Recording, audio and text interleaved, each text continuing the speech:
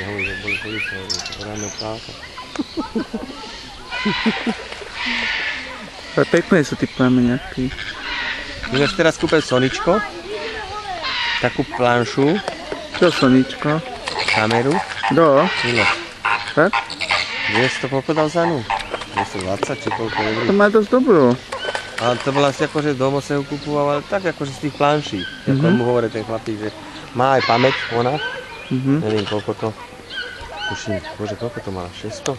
Či ako to hovoril? Vnútornú, že? No, svoju pamäť, nemusíme dať, že kartu. A... Neviem, koľko to tu pamäť hovoril, ale sa to hovoril. A už na ňu aj natáčal? Skúšali takto, akože učia sa sú robiť. Tiež taká malička je takto do ruky.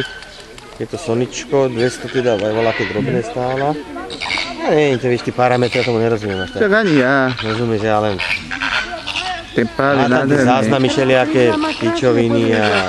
Čierne krídla má. Potom tam má napríklad môže aj fotky robiť, vieš. No aj toto No, stále. potom tam môže rozumieš si záznamy, má tu pamäť. Čakaj, ty máš pamäť určite. No. Ty si dal koľko za túto? Tá bola výhodná. Ale asi nie je taká zase najkvalitnejšia. Však doba ide dopredu. 150. No, Pavica však. je tam. Vidím ho, hene. Má taký zelený krk pekný. No tak no, však čo ja viem.